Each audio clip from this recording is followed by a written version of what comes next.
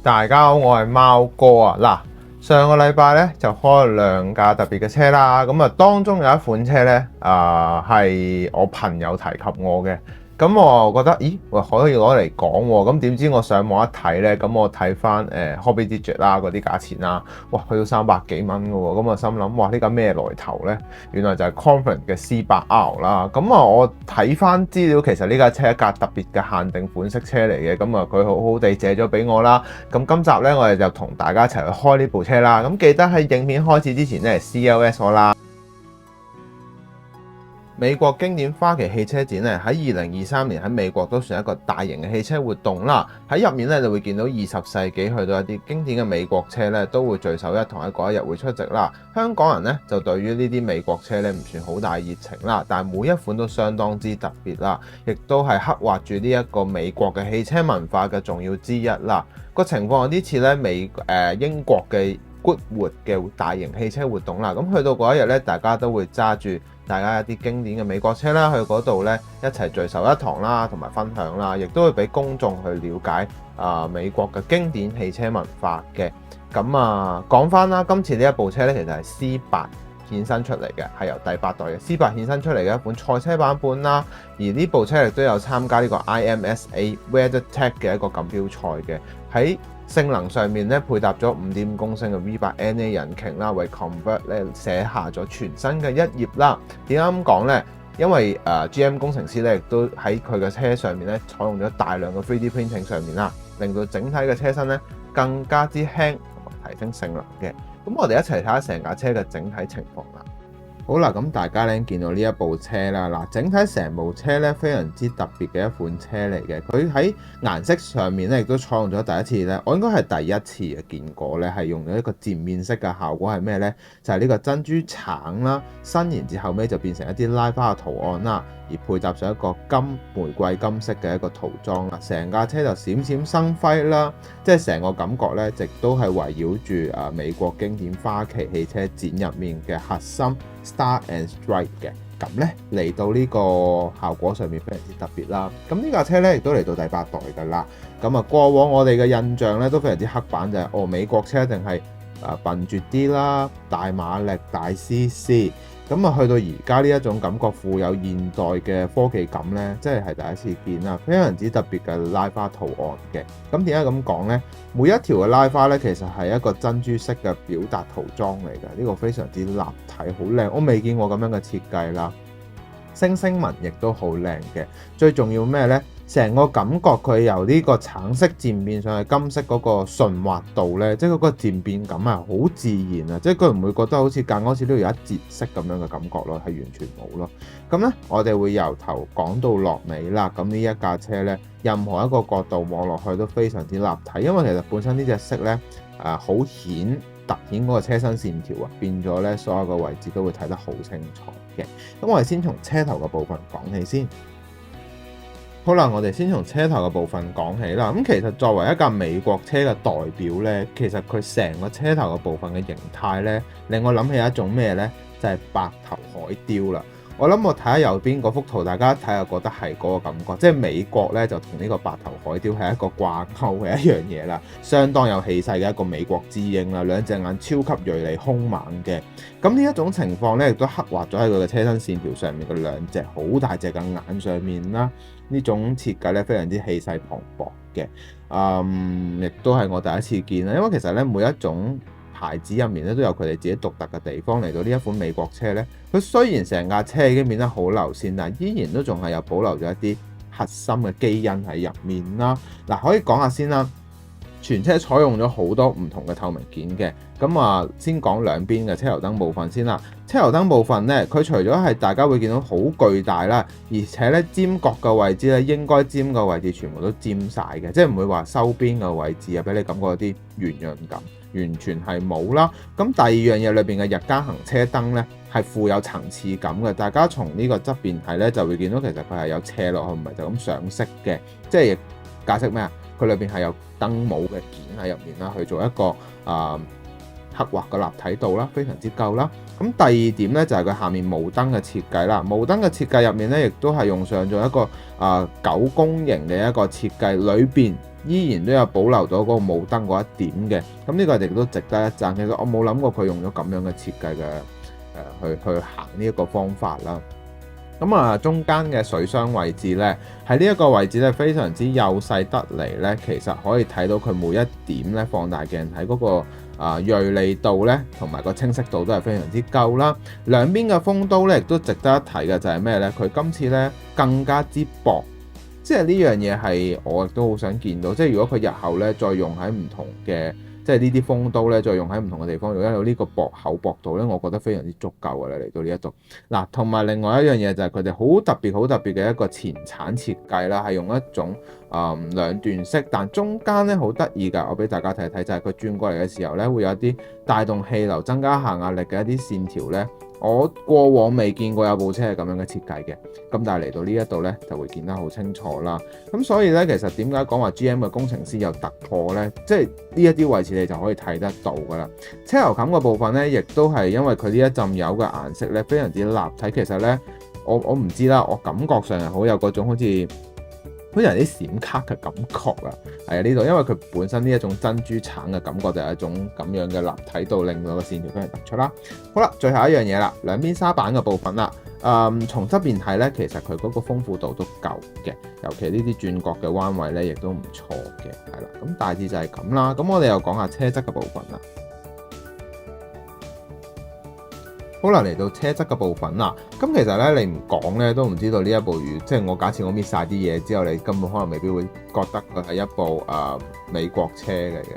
因為點解咧？其實而家大家可以睇到就係以前美國車起晒角噶嘛。咁而家嚟到呢一度咧，佢係好得意嘅喎。前半部咧好多地方都起角嘅，後半部嘅地方咧就好多地方圓潤嘅，咁幾得意嘅一個對比啦。咁但係咧喺呢一度咧，咁佢又取得咗一個比較合適嘅平衡啦。咁值得一提嘅係咩咧？就係呢個 C 字嘅做工啦。喺 C 字嘅位置咧，其實咧車門同埋車後面呢個後沙板嘅位置咧，點樣去拿捏咧？因為其實佢呢一個位置真車係有一個開門位嚟㗎，亦都咧咁樣睇，亦都係一個 C 字咁嘅設計咧，亦都係可以話寓意翻佢哋嘅 logo 啦。咁呢一啲位置，另外啦，去到車門嘅位置咧，其實佢係有一個漸變嘅過渡期嘅。咁喺呢一個位置咧，非常之自然嘅，由呢一度車嘅車前窗一路伸延至車尾嘅部分啦。每一條間線咧，亦都係非常之立體。其實咧，從唔同嘅角度，你會睇到好似，有時又係睇到啲拉花突出啲啦，有時又睇到個車身顏色非常之突出嘅。另外值得留意嘅部分係咩咧？就係呢一個側裙嘅部分啦。佢側裙嘅部分咧，Mini GT 今次喺入面嘅呢個車門嘅呢個收腳位啦，我叫佢呢一個位置做得非常之好，起角嘅。因為其實呢個位置係真正需要起角嘅位置，呢一度亦都拿捏得非常好。因為呢一個轉角完之後，佢就係呈現一個好似 V 型嘅設計啦，咁去到拉到出嚟呢一個側裙嘅位置啦，長度亦都適中嘅。咁啊，最後一樣嘢啦，講埋啦，入油都有包啦。咁啊，最後一樣嘢標誌性嘅 Stingray 呢一個 C 系列嘅設計嘅呢個微玻璃咧，亦都係有伸延到去今代嘅 C8R 入面嘅。嗱，大家可以見到咧，其實咧我做咗輕微上色就已經可以好輕鬆咁睇到引擎同埋支架入面嘅效果啦，非常之清晰嘅。而且咧每一格嘅位置咧，佢亦都係有一個斜度嘅表現啦。咁呢度咧亦都相當之唔錯嘅。咁好啦，我哋講完車側嘅部分咧，又講下車尾嘅部分啦。好啦，嚟到車尾嘅部分啦。咁其實嚟到車尾咧，佢嗰個線條咧又變翻圓潤咗，好得意嘅成個感覺。嗱，首先講嘅第一點啦，就係四盞嘅日間行車燈裏邊咧，嗰個條紋咧，嗰個類似 L 字形嘅，應該咁講係個 C。算係 C 啦嚇，係啦，代表住佢哋嘅一個 C 字形嘅一個日間行車 LED 燈咧，呢度亦都係有細節咁保留到每一點啦。另外值得留意嘅嘢咧，就算呢度咁細嘅兩個我哋叫做散熱網咧，呢一個位置亦都有做到分件啦，亦都係值得去即係值得一讚啦。咁另外最緊要係咩咧？下面呢一份尾擾流嘅部分咧，我過往未見過有一款車咧係咁樣嘅設計嚟嘅，非常之突出巨型。但係咧兩邊亦都會做一個好得意嘅Z型嘅一個設計啦。咁呢啲咧亦都係應該咁講 GM 嘅工程師功不可沒嘅一個設計。點解呢部車咧亦都攞到唔錯嘅成績咧？咁可能喺呢一啲位置佢哋係有刻苦度嘅。咁啊最後一樣嘢啦，大餐台嘅部分啦，咁字體清晰啦，唔多講噶啦。最主要係佢嗰個膠件上面嘅一個我哋叫個立體度啦，亦都足夠嘅。咁好啦，我哋又打開內籠嘅部分啦。好啦，嚟到內籠嘅部分啦，咁其實咧內籠咧就根據翻IMSA 嗰款嘅賽車入面嘅設計啦，裏邊嘅大部分嘅位置咧都經過全部嘅偷空噶啦，即係偷輕晒啦。咁嗱，佢係一個銀色嘅支架嚟嘅，我睇翻真車圖片，所以咧我油咗一個銀色啦。咁第二點咧，引擎嘅位置咧，亦都係一個少少嘅銀色，帶有少少槍灰色啦。咁但係咧，我索性成嚿油咗銀色咧，到時候佢吸上去嗰個車蓋之後咧，即係會比較特別啲，同埋突顯到佢裏邊個引擎嘅佈局啦。咁大致嚟講咧，都相對地比較簡單少少嘅。咁但係咧又咁講啦。金屬支架嘅部分咧，亦都係清楚銳利嘅。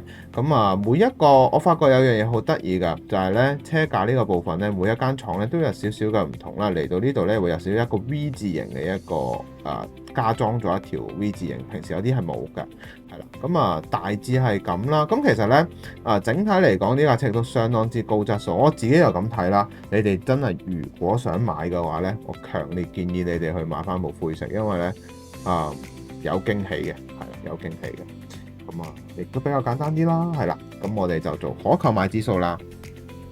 好啦，嚟到今集嘅可購買指數啦，嗱，其實咧就比較難俾分嘅，點解呢？第一，佢產量少；第二，亦都係一個特別款；最後一樣嘢，價錢亦都係比較貴啦。咁但係如果你話好似啱啱我咁講，你係想追嘅，可以追翻去之前灰色嗰一款嘅。另外呢一款灰色咧，亦都比較原汁原味啦，真係喺賽車場上面落場嗰一款嚟嘅。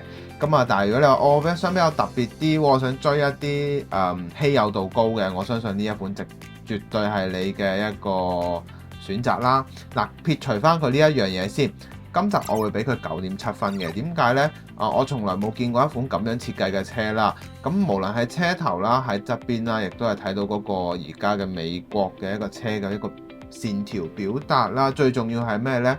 喺顏色上面嘅塗裝呢，可以話係非常之有水準嘅，即係我未見過咁自然啦。車架上面亦都大量使用咗好多唔同嘅透明件啦、分件啦去表達啦，咁非常之立體，而且好特別嘅一款車。咁冇辦法啦，咁我亦都要交翻俾我朋友啦，咁我冇一據為己有啦。好啦，我哋做總結啦。好啦，咁大家拎睇下成部車啦。咁我自己咁睇啦，即係今次呢部叫做睇咗當買咗啦。咁同埋都有機會摸下啦。咁係啦，我會追翻灰色嗰部嘅，因為其實做工嚟講相當出色。我冇諗過出到嚟嘅效果係咁，因為我自己都比較少留意美國車，咁冇諗，咦又有驚喜喎。咁係啦。咁最近車仔咧就比較上靜啲啦。咁睇大家有冇啲乜嘢特別嘅車款咧，想我去開箱嘅，又或者即係我自己亦都會搜尋一啲特別嘅款，睇有冇啲可以值得開箱嘅，同大家一齊去玩啦。咁大致係咁啦。咁更新下少少先啦。F40嗰度咧，本身其實我想拍翻嗰個噴塗嘅過程，但係有啲我甩漏咗，咁但係冇辦法啦。但係我諗住都會照出嘅。咁等大家睇到個效果啦，咁最後係啦，等一等啲時間，等佢乾晒之後，我就做組裝啦。咁係啦，即係咁。